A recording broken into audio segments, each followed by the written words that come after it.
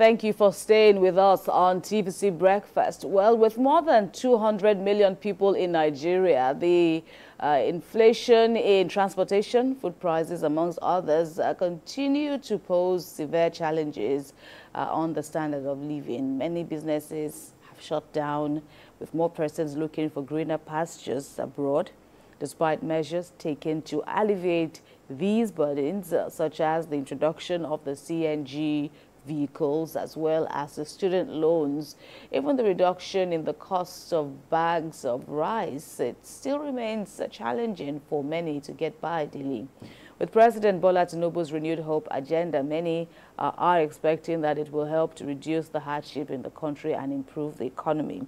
Let's assess the journey so far under President Bola Tinubu. We have with us in the studio the 2023 governorship candidate of the Accord Party in Oyo State, Said Ajadi. Thank you for coming on with us on the program today. Thanks for having me. Welcome. And this week, exactly this week last year, the ministers of the Tinubu administration were sworn in. In your view, how would you assess their performance? Because they rode on a mantra, basically, of the renewed hope agenda. How has it been? Well, thank you very much. Nigerians are very hopeful, and we believe that the change is forthcoming. To score the ministers, we can say statistically, from each person's performance, out of the people that we've had to represent us, I can give them 40%, some of them. And some of them, I can give them 60%. That is if we have to mention names and portfolios. Some are moribund. We don't even know what they're doing. And some are effective in synergy with the president. Some are proactive and in tandem with the hope renewal of the president. But by and large, we've not seen them act to optimum. But then, amidst the swearing in, while they were sworn in, there was the warning that for the non-performing ministers, they will be shown out the door. We're expecting and what there was even the appraisal that they would be periodically appraised and all of that. For those in your assessments that scored 40% and are performing way below expectation, are you satisfied with the response? No, I'm not. By the principal? No, I'm not, because I expect that by now some of them should have been told to go home, and proactive people put in place, because we have 4 years to act. 1 year is gone.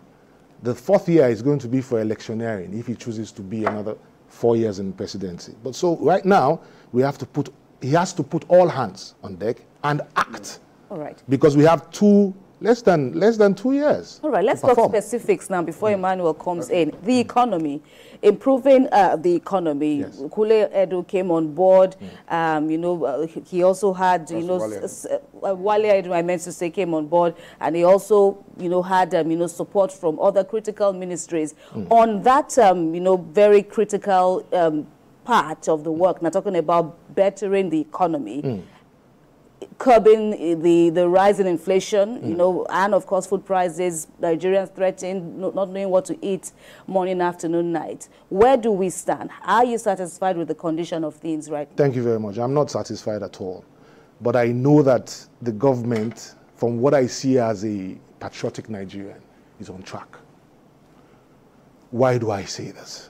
There's been a lot of waste in the past. There's been a lot of time wasting, financial wasting, and non-inept leadership over the years. So it's not 1 year ago that this started. Right now, we believe that there are square pegs in square holes. But you see, the head that has a headache cannot be cut off because he has a headache. He can only be given painkillers. Do you understand? So some leaders in the past have done several things that has hurt Nigeria drastically. And so to bring back that hope and change is not going to take place in a year. So Wale Adeyemi, which you mentioned, met CBN in shambles. Nigeria's economy was in shambles. Let's face reality. The former CBN governor had made a mockery of Nigeria. by what he did under the last dispensation. I'm an economist and I'm an accountant, and I'm a managerial psychologist. I'm firstly a Nigerian with patriotism. It doesn't make any sense what they've done. But right now, they are putting in place macro and micro economic principles with OA Lawa from 4. Basic. What we need to tell them is assist them to bring in derivative systems, financial science, whereby the derivations that we have in different locations of Nigeria can assist Wale Edun and the rest of his crew to function effectively. What do I mean? Government must have an interjection in farming, direct farming. It's called food security. Produce, warehouse, and monitor pricing structure. You can break inflation through that. Inflation is a basic tool in economics. It's not a big deal. So we should stop crying. Something that has been spoiled for 20 years, in 1 year, it's not feasible. So are you confident that this administration will fix the economy to ensure that Nigerians will go back home smiling again? Precisely. Let me tell you one thing. See the fluctuation in the Naira. It's becoming stable. Every day, I monitor the Naira. I'm not a trader, but I monitor it because I'm a patriotic citizen and I'm an accountant. You have to monitor what you're doing. You have to monitor the government and observe what they are doing. They are on track. What did they meet? Why did we remove subsidy? Well, you might say it's hasty, but for me, the reality was that there was no subsidy in the budget for 2023.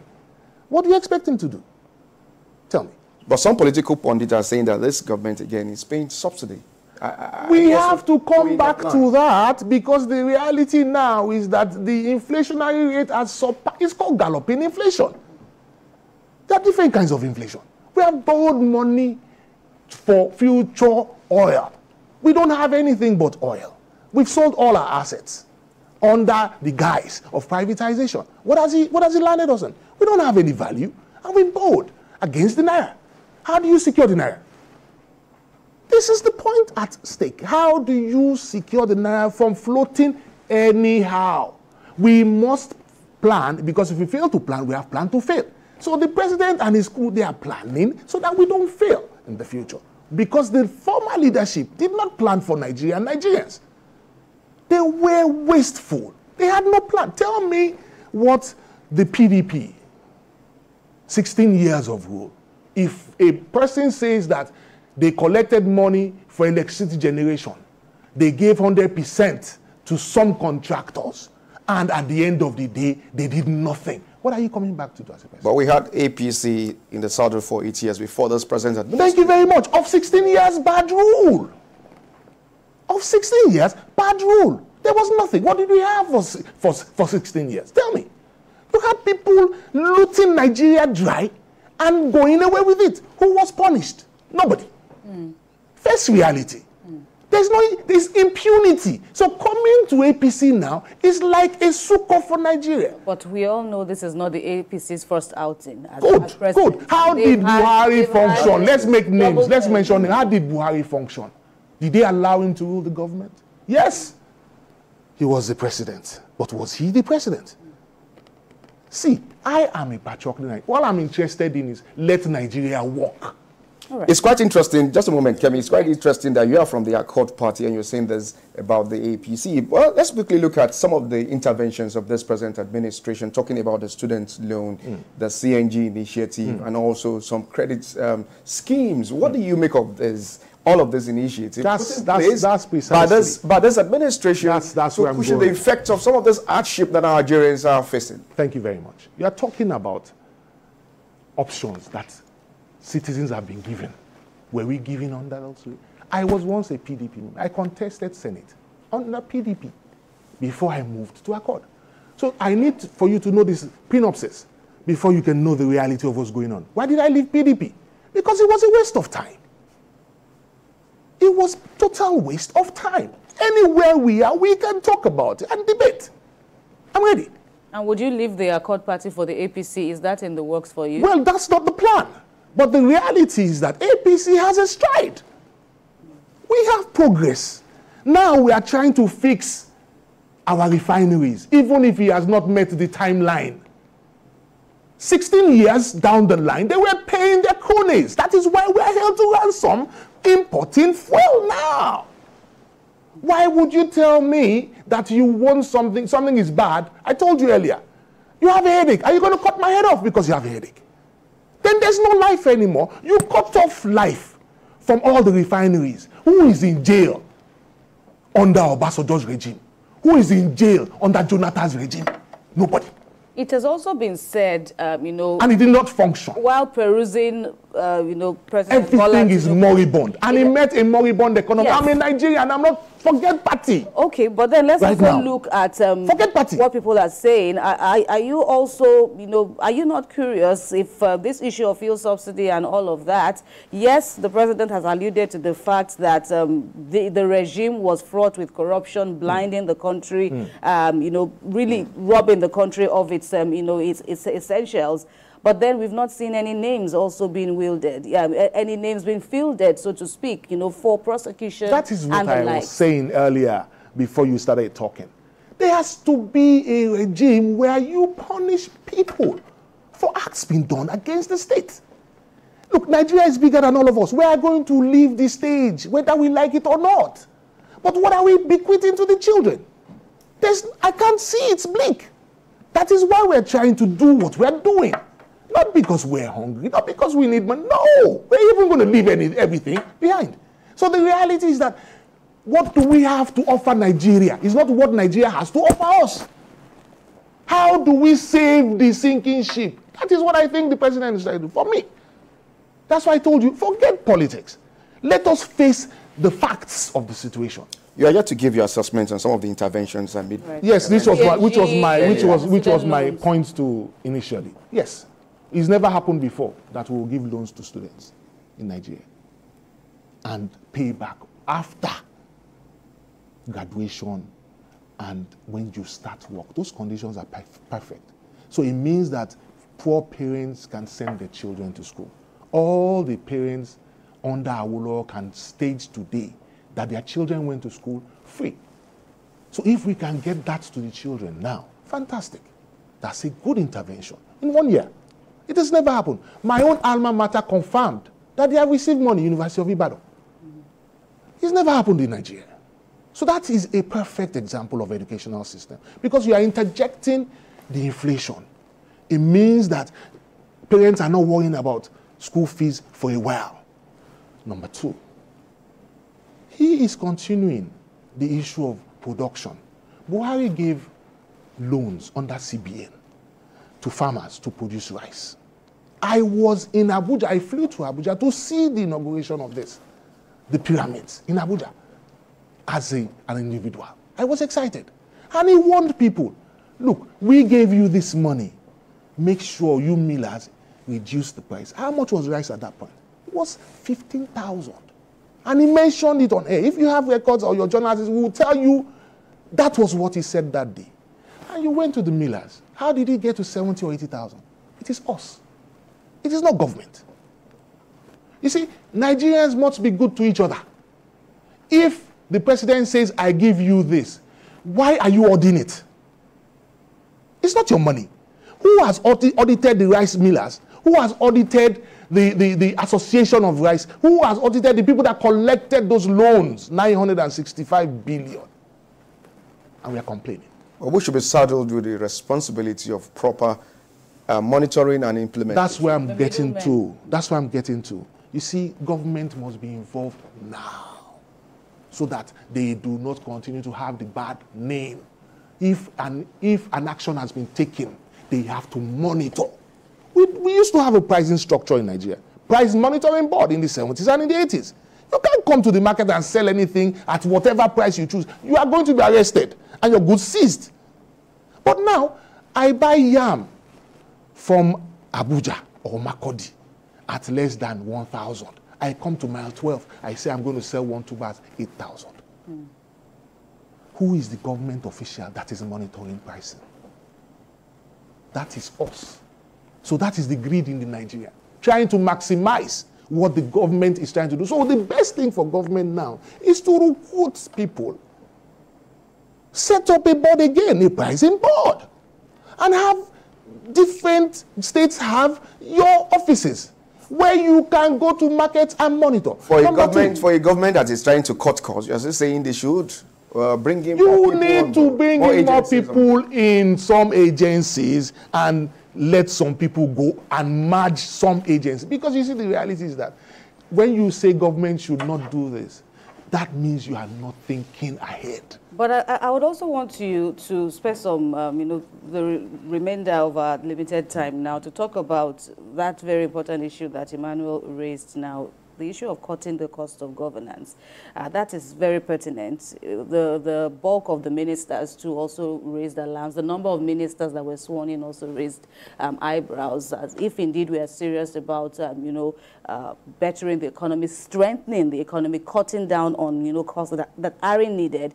Do we need these ministers? And now here we are, them being in the spotlight. What do you make of the government moves, to save some needed funds and use them for critical sectors? The spokesperson of the government said last week, or was it 2 weeks ago, saying that they're cutting costs on logistics, cutting costs. Even on COP29. For COP29 for the UN General Assembly. That's a fantastic, you have to have the feelers. We're not in government.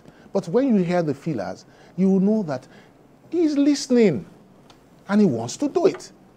You don't know what he plans to do in the next 1 month or 2 months. You don't know. So we can only help him by telling him, Mr. President, we know you are a wise man and you are a tough man. You need to do what you told us you wanted to do. That's it. There is no sentiment in this thing. It's 4 years. He says, don't pity me. Correct? So we're not going to pity him, but we can help him. The reality is that whoever is not functioning, let him go home. We're not here for play. 6 months, 1 year, give us your score sheet in your ministry. If you're not grasping it, go home. Get young people. There are other Nigerians, out of 200, like you said, 200 million people, ready to work. So there are greyhounds that need to be cut open and see fantastic brains. Because right now we need to introspect. We don't need people from the outside. We need the young people to be engaged. How do you engage them? It is all introspection and communal thinking. He said something. What you said, just a moment, sorry for cutting you. What you said just now, talking about young people, we have a couple of them in this administration. That's what I'm saying, more of them. You are soliciting for more. Why not? If a minister is not functioning, what does he need to be doing? Let him go. Okay, if you are pleading, I give you 6 months. Before the end of this year, let us see what you're capable of doing. If you're not doing anything, look, I am the president, it's my 4 years. So it's not the ministers that I employed or that I appointed that will delay me. No. Do what you need to do. My friend, go home. Look for young men. Get them in the system. Look, I give you 6 months. I want this and this and this and this to be done. Every access you need, I have. Come on. Do you know what the meaning of a president is? And a few weeks after the presidency celebrated marked its 1 year in power, of course, we've been seeing, several youth. We witnessed, how protests were recorded across the country at the start of this August, over the discontent by Nigerians. What are your thoughts on the lessons that we should learn as a people? First on the part of government and even we as the followers. Fantastic. You're very apt with that statement, because the reality is that we studied all these things and we have not been able to practicalize. Like I said, there's leadership and there's followership. The president was once a follower. He led a protest. We could identify him. Soyinka led a protest. We could identify him. Now you have led a protest. You are carrying another flag of another country. That is treason. That is treason. Are you saying that you are insurrecting against Nigeria? Because this is not about the president anymore. This is about us. We have to realize that there is a lot going on underneath the radar. So for me, he has also listened to something very, very important: subsidy. NNPC said, okay, we've made profit of so. Maybe we can use that to save Nigeria or a succor to subsidy. Dangote is about to churn out petrol. we should stop. It's a shame for us to be importing fuel. It doesn't make any sense. Whoever is in charge of making it happen, 6 months. If you are not doing your job, get fired. Whoever is next, this is what I want. What Nigerians are saying or want is that they want to get back to the market and see that what they are buying for 1,000 naira is now about 100 or 200. That is thinking. You have to work. Now the rains have come. It's pouring down every day. Are we in the farms? When we were growing up, primary, secondary school, we used to have farms. Each family. Over the summer, if you're not traveling abroad, you cannot afford it, you go to the farm. They will give you land. You cultivate yam and maize. And that's what you're going to eat, the family. So it's not about going to the market all the time. What it means is that we need to use our backs again. Go back to Nigeria. Awolowo did not have help when he was the premier of the Western region. He didn't have help. He didn't have money. It was introspection. How did he do it? Go to the associations. Work with them. Give them the seedlings. Produce. Buy it off international standard. If the prices are down, control it. It's very easy. Nigeria is very easy to maintain. Whoever is not in line, let him be punished. You sound I'm confident because you sound so confident in this administration. You sound so confident in this administration. You moved from the PDP to the Accord. Anytime soon. We've run out of time. Maybe I don't understand what you're saying about that. What I'm here for is how to fix Nigeria. Okay, all right, let's just rest on that note. Let's rest on that optimistic note. Governorship candidate of the Accord Party in Oyo State, Saeed Ajadi, we thank you very much for the contributions. Thank you too. On TVC Breakfast. But I have to say something. Briefly though. Thank you. Nigerians must love Nigeria. All right. We'll end. We'll take that. Let's. I believe that is thank you so much. A strong message. All right, you're watching TVC Breakfast Saturday. When we return from this break,